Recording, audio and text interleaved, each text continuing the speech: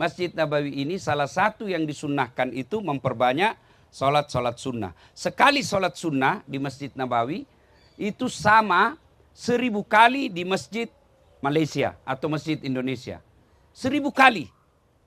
Jadi satu kali sholat 1000 kali di Masjid Indonesia. Dan saya tidak yakin ada di sini yang pernah sholat 1000 kali dalam satu masa. Jangan pula selesai sholat umroh, dia tidak sholat balik. Ditanya, kenapa kau tak sholat? Dia bilang, saya sudah banyak sholat saya di Madinah, sudah saya tebus. Nah itu di Madinah. Kalau di Masjid Haram 10.000 kali. Maka selama di sini perbanyak sholat. Mudah-mudahan sholat-sholat sunnah itu menutupi sholat kita yang lepas waktu kita belum baik agama kita. Nah sholat. Nah tuan puan yang saya muliakan, mencintai Rasul yang pertama memperbanyak selawat. Yang kedua mengamalkan sunnah-sunnahnya. Ya. Yang ketiga mencintai pewarisnya. Apa pewaris para nabi? Bukan gubernur, bukan ketua menteri, bukan menteri besar, bukan perdana menteri, bukan presiden. Apa pewaris para nabi? Ulama. Ulama ini kita cintai. Nah sekarang karena banyaknya penceramah, coba tengok di YouTube, di Instagram, TikTok, ramai betul penceramah. Sayangnya bukan ilmunya kita ambil. Apa yang kita dapat setelah dengar ceramah, kita menjadi juri. Menilai ustadz, wah kalau ini ustadz ceramah jago bah. Kalau ini bikin ngantuk kita. Itu bukan mendapatkan ilmunya, tapi kalau boleh kita ambil ilmunya, amalkan sedikit-sedikit ya. Tuan puan yang saya muliakan, inilah 3 cara mencintai Rasulullah sallallahu alaihi wasallam. Ini tema tajuk yang pertama, mari cintai Rasulullah pada bulan Maulid ini. Yang kedua, kita datang ke tanah suci ini. Orang datang ke tanah suci sama harganya, sama hotelnya, sama pesawatnya, tapi demi Allah beda-beda pahalanya. Sama orang ujian. Ada yang lulus tapi markanya kecil, ada yang markanya sangat besar. Begitu juga ibadah haji, ibadah umroh. Saya bagi cerita yang pernah saya dengar dari guru saya. Ada 2 murid pesantren, setelah dibagi ilmu, gurunya berkata, nak silakan kau turun, amalkan ilmu yang saya peroleh. Turunlah mereka. Yang satu jadi pedagang, yang satu jadi tukang kebun. Yang tukang kebun dia tanam ubi. Begitu ubinya panen, dia datang ambil ubinya, dia isi, dia datang ke gurunya. Assalamualaikum guru. Waalaikumsalam. Bagaimana kabar nak? Saya lepas dari pesantren ini, saya tanam ubi. Ini ada ubi yang paling baik. Kata gurunya, baik sekali kau nak. Alhamdulillah. Bawa masuk ke ibumu. Bawalah ke istrinya guru. Cerita-cerita kata muridnya, guru saya nak balik lagi. Kata gurunya, tunggu dulu, kau duduk dulu sekejap. Masuk gurunya ke biniknya. Ibu, kita kasih apa itu anak kita? Dia datang bawa ubi. Bagi apa dia bawa oleh-oleh? Tak ada. Kasihan dia kalau dia balik tak ada oleh-olehnya. Kata istrinya, tak ada yang boleh dibagi. Apakah kau boleh bagi? Kata istrinya, ada. Kemarin ada kambing yang dia datang bawa.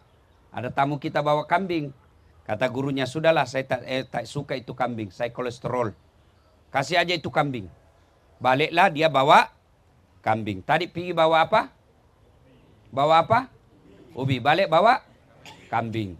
Di jalan ketemu kawannya. Dari mana kau teman? Dari rumah guru. Kenapa ada kambing kau bawa? Dia bilang, itulah baiknya guru kita. Saya bawakan ubi, dia bagi saya kambing. Jalan kalkulatornya ini temannya.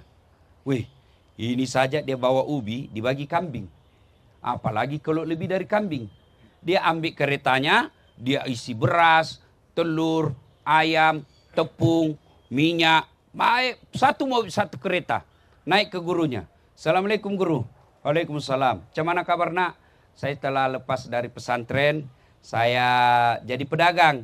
Ini ada saya bawa hadiah buat guru. Kata gurunya, baik sekali kau nak. Bawa masuk ke istri. Bawalah ke biniknya.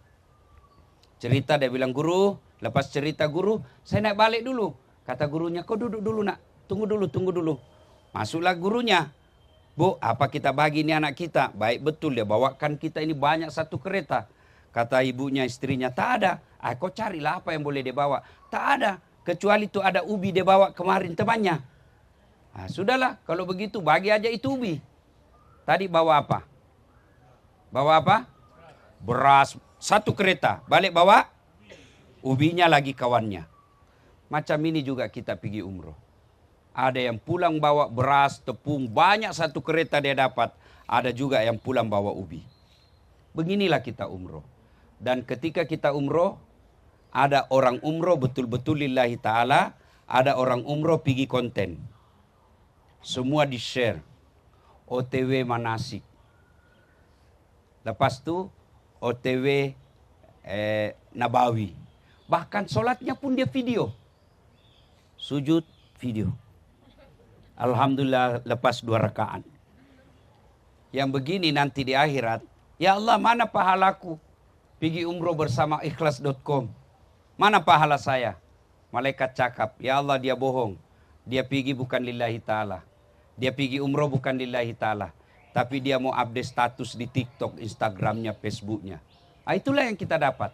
Maka perkara ibadah, semua ibadah yang dilakukan dalam semua kitab-kitab ibadah, yang pertama dibahas sebelum sholat, haji, yang pasti dibahas pertama adalah niat.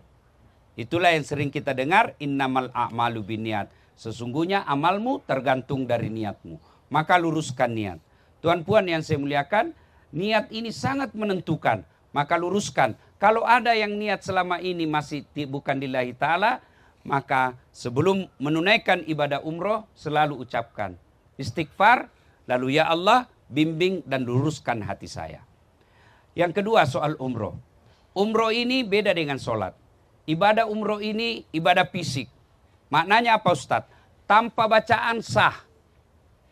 Tuan-puan yang saya hormati. Kalau puan-puan ruku, baca Al-Fatihah boleh tak? Boleh baca Al-Fatihah. Bukan tempatnya. Bukan tempatnya. Tahayat, tapi baca doa iftitah boleh tak? Tak boleh, bukan tempatnya. Tapi haji umroh, tak ada bacaan pun sah. Tawaf, diam saja, boleh. Sa'i, diam saja, boleh. Cuma beda pahala kalau ada baca dengan tidak. Nah itu biasanya ada kan buku yang dibagi oleh travel. Saya tidak tahu di Ikhlas ada atau tak. Ada buku tuntunannya kan? Ada biasanya. Saya kalau berjamaah ketika tawaf, saya tidak anjurkan baca buku. Sebab kenapa? Berdoa itu bukan menghafal. Berdoa itu bukan menghafal. Tidak ada kewajiban dalam agama berdoa menggunakan bahasa Arab. Boleh pakai bahasa Jawa. Boleh pakai bahasa Bugis. Boleh pakai bahasa Melayu. Boleh pakai bahasa Inggris. Bahkan boleh pakai bahasa isyarat. Tidak ada dia keluar tapi dia menangis. Suaminya kawin lagi nih. Allah tahu. Mesti tidak ada kata. Allah sudah tahu. Daripada guna bahasa Arab tidak tahu artinya. Nanti bingung malaikat. Apa maksudnya ini? Lain di bibir, lain di hati. Doa yang dia minta supaya suaminya setia. Tapi doa dia baca, doa minta hujan.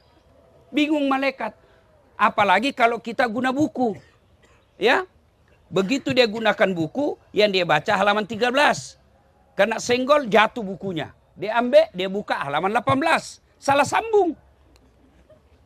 Maka tidak mesti. Biasa saya kasihan lihat jamaah Indonesia, Malaysia. Biar doa sapu jagat, mesti ikut sama ustadznya. Rabbana, Rabbana, atina, atina. Nah kok sudah hafal itu? Itu apa kok ikut sama ustadzmu? Dan ustadz itu belum tentu sama yang kita mau. Ibu-ibu yang pengantin baru, pasti dia mau punya anak. Iya kan? Nah ini tuan-tuan yang sudah muka-muka sakaratil maut. Yang muka-muka 70, macam tuan, tidak lagi minta anak. Yang paling best dia minta husnul khotimah. Bagi kita, adik-adik remaja, tentu minta, ya Allah bukakan pintu jodoh. Kalau dia punya ustadz anak muda, dia berdoa, ya Allah bukakanlah pintu jodoh kami. Bapaknya di belakang bilang, amin. Berarti tidak mau lagi jodoh. Jadi belum tentu apa yang mau ustadz itu juga mau jamaah. Jadi tidak mesti sama doanya ustadz. Saya kalau bawa jamaah, saya lepas doa, zikir, silahkan doa masing-masing. Minta karena beda-beda. Bahkan boleh tuan-puan berdoa begini. Ya Allah, Engkau sudah tahu apa yang ku mau, maka kabulkan. Amin. Boleh. Ya Allah, saya tak pandai cakap, tapi Engkau sudah tahu apa yang ku mau, maka kabulkan ya Allah. Nah, kemudian, tempat paling baik berdoa di Masjidil Haram itu ada 13 titik. Ya, di 13 titik itu di Masjidil Haram ada 13 itu dikumpul lagi menjadi yang utama ada 3, yaitu 1 ketika tawaf, 2 di Hijr Ismail, 3 Hajar Aswad, Multazam, di Multazam. Dari 3 ini yang terutama Multazam. Multazam berasal dari kata lazim. Lazim artinya Allah malu tidak mengabulkan doa orang yang berdoa di situ. Tapi macam mana boleh kita tahu kan tempatnya Multazam? Tahu kan, sudah paham semua titik Multazam. Multazam itu antara Hajar Aswad dengan pintu Ka'bah. Kira-kira dia hanya dalam 120 cm. Dia enggak besar, sempit saja. Nah, orang semua mau ke situ, ribuan, enggak mungkin, apalagi perempuan. Tidak dianjurkan ke situ. Sebab kenapa? Bisa hancur. Ya, mutawib juga jangan biasakan bawa perempuan gadis. Saya sering dulu. Saya disuruh, Ustadz, bawa cucuku pergi umroh. Bawa tawaf. Perempuan, gadis. Begitu saya tawaf, tak dorong. Waduh. Langsung saya istighfar. Enggak jadi. Bahaya besar setannya ini. Ya, ibu-ibu lebih utama menjaga harga diri daripada pergi cium Hajar Aswad atau Multazam. Allah tahu ibu mau ke Multazam, tapi sebagai perempuan lebih utama menjaga harga diri. Jadi macam mana caranya Ustadz? Cukup say good. Dari jauh saja. Bismillahirrahmanirrahim. Boleh. Jadi misalnya di sana Multazam, ambil lurus, boleh di lantai 2. Boleh di lantai 2. Tengok saja sudah lurus antara Hajar Aswad dengan pintu Ka'bah, itu tengah-tengahnya, itulah Multazam. Di situ kita berdoa. Nah, berdoa sekali lagi tidak mesti bahasa Arab. Ini mumpung saya ingat, ada kesalahan kita tawaf. Ibu, Bapak tahu definisi tawaf? Pengertian tawaf. Tawaf, apa itu? Tawaf. Tawaf adalah dengan sengaja mengelilingi Ka'bah. Nah, dengan sengaja mengelilingi Ka'bah. Jadi kalau tidak mengelilingi Ka'bah bukan tawaf namanya, batal. Contoh, tuan puan ustadznya sudah jauh. Tuan di belakang. Dia kejar. Wih, ustadz laju bah. Kejar dia. Ini bukan tawaf, kejar ustadz. Batal tawafnya. Atau dia lambatkan langkahnya. Bah, laju betul kita, bah. Ustadznya di belakang. Dia tinggal di tempat. Batal. Batal itu batal. Karena dia bukan mengelilingi Ka'bah, tapi dia ngerem. Jalan saja. Tidak ada orang hilang di sini. Tidak ada. Tidak ada jamaah Malaysia datang dari Malaysia balik ke Turki. Tidak ada. Mesti kamu saja bahasa Indonesianya nyasar, bukan hilang, nyasar. Nyasar saja dan pasti ditemukan. Jadi tak payah galau, tak payah cemas, tak payah risau. Khusyuk saja ketika tawaf. Nah, ada lagi kesalahan ketika tawaf. Dia pergi sentuh Ka'bah. Yang boleh disentuh ketika tawaf, 1 Hajar Aswad, 2 Rukun Yamani. Ketika dia keliling, dia tergeser. Kena Hijr Ismail. Yang batu bengkok tuh, Hijr Ismail. Dia pergi sapu-sapu. Batal. Atau dia pegang makam Ibrahim. Ketika tawaf, jangan ada perhatian lain kecuali keliling Ka'bah. Apa dibaca? Boleh ibu baca. La ilaha illallah. La ilaha illallah. Tidak ada bacaan saya hafal, itu aja. La ilaha illallah Muhammadar Rasulullah. La ilaha illallah Muhammadar Rasulullah. Itu saja baca.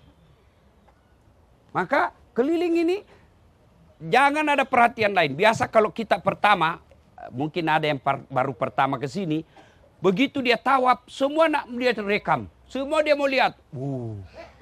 Wih bagusnya rekam. Dia tengok semua itu. Sampai bau keteknya pun orang. Baunya. Itu semua godaan setan. Fokus saja. Bila kita ketinggal, jamaah kita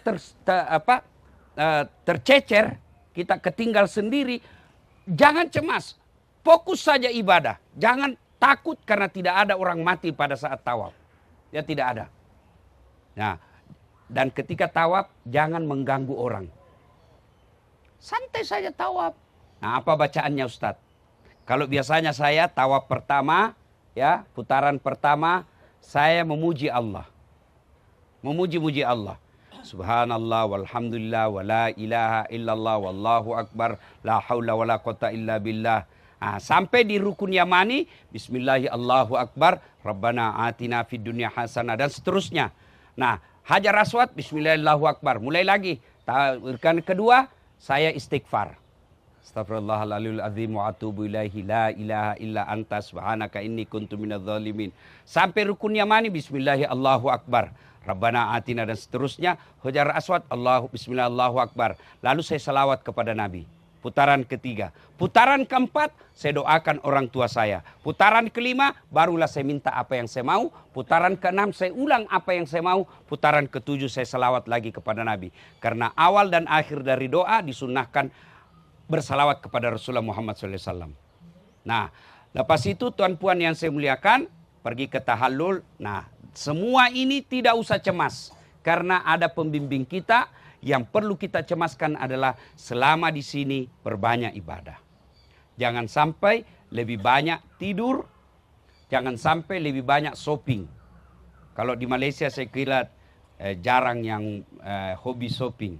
Kalau orang Bugis, sekampung saya, belum lagi sampai masjid, dia sudah bilang, Ustadz di mana beli emas? Saya bilang, kau umroh lah dulu. Biasa dia bawa beg 1, balik 3. Melahirkan dia punya beg. Ada juga yang hamil saja. Hamil. Ini lebih lagi hamil, dia melahirkan. Menjadi 3 begnya. Nah, boleh seperti itu. Boleh, tapi ingat, kalau lebih over bagasi biasanya kena denda. Ada yang saya pernah bawa jamaah, dendanya lebih mahal biaya denda daripada harga oleh-olehnya. Terpaksa dia ikhlas, dia tinggalkan oleh-olehnya. Kalau saya kalau pergi umroh, saya sudah bagi tahu keluarga dan sahabat saya. Saya tidak pergi shopping. Saya pergi ibadah. Ya. Apa oleh-olehmu? Saya doakan kau di Baitullah. Mudah-mudahan kau sehat walafiat, murah rezekimu. Kau boleh datang juga sendiri minta ke sana. Itu oleh-oleh paling baik. Kalau mau oleh-oleh sajadah, saya beli di Indonesia. Tapi saya tidak cakap ini oleh-oleh dari Mekah. Enggak, karena saya bohong namanya. Apa ya oleh-olehmu? Padahal saya beli di Tanah Abang, Jakarta. Tuan puan yang saya muliakan. Nah, ini tajuk yang kedua. Yang ketiga, ya, kata Nabi, siapa yang datang ke Baitullah, maka 1, dikabulkan doa-doanya. 2, diampuni dosa-dosanya. 3, digantikan segala pengeluarannya. Ini 3. Tuan puan, pergi di ikhlas.com, bayar 15.000 ringgit.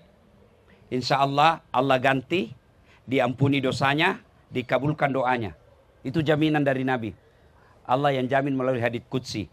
Sementara, Bapak Ibu kredit, apa kalau di Malaysia kredit?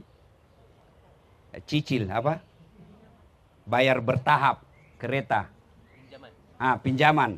Pinjaman kereta, bayar 30 ringgit, tidak ada jaminan diampuni dosa, tidak ada jaminan dikembali kawannya, tidak ada jaminan dikabulkan doa-doanya.